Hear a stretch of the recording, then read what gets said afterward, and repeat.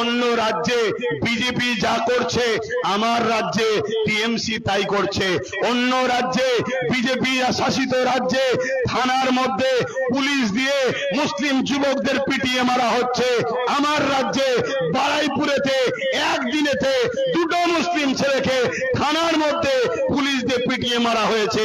অন্য রাজ্যে mob lynching এর নামে মুসলমান পিটানো হয়।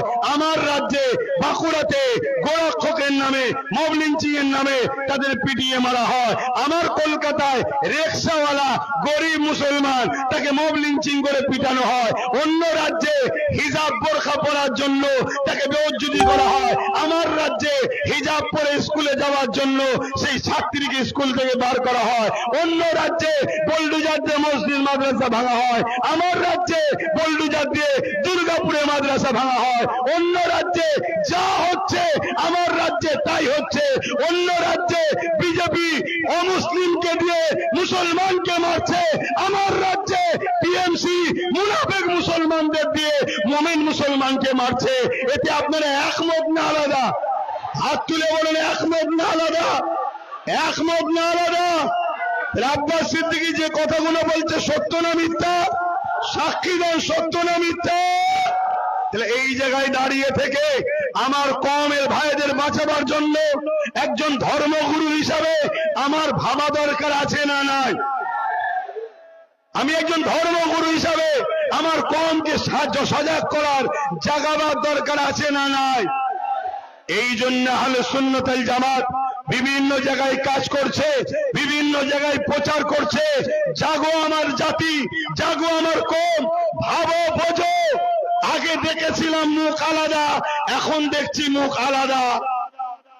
আজ আমরা বড় দুঃখ লাগে এই বাংলার বুকে আমার রাজ্য সরকার কি বলছে? রাস্তার পথচারী কুকুরের বাচ্চাকে মিড ডে মিল দেওয়া হবে। মুসলমানের বাচ্চা মাদ্রাসায় পড়ে, ওদেরকে মিড ডে মিল দেওয়া হবে না। শুনেছেন আপনারা? কথা বলুন, আমার সাথে একমত তো নাকি? তাহলে আমার রাজ্য সরকারের নজরে পথচারী কুকুরের বাচ্চা থেকেও মুসলমানের বাচ্চা ভালো না খারাপ?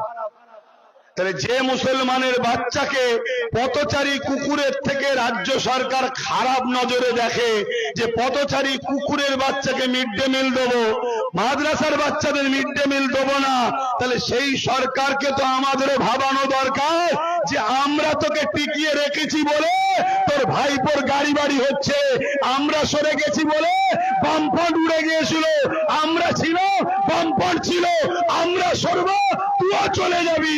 এটা দেখানো দরকার আছে না নয়? এটা তো আমাদের দায়িত্ব। একজন বাপ হিসাবে আমার ছেলেটা কি করে চাকরি পাবে, শিক্ষা পাবে, ভালোভাবে বাঁচবে, মাথা তুলে ধর্ম পালন করবে, এটা আমাদের ভাবা দরকার আছে না নয়? সরকারের কি কাজ মন্দির করা না মসজিদ করা? কোনো কিছু কাজ নয়। সরকারের কাজ চারটে জিনিস নাগরিককে দিতেই হবে: শিক্ষা, স্বাস্থ্য, কর্মস্থান, বাসস্থান। সরকারকে দিতেই হবে, এটা সংবিধানের রুলস। শিক্ষা, স্বাস্থ্য,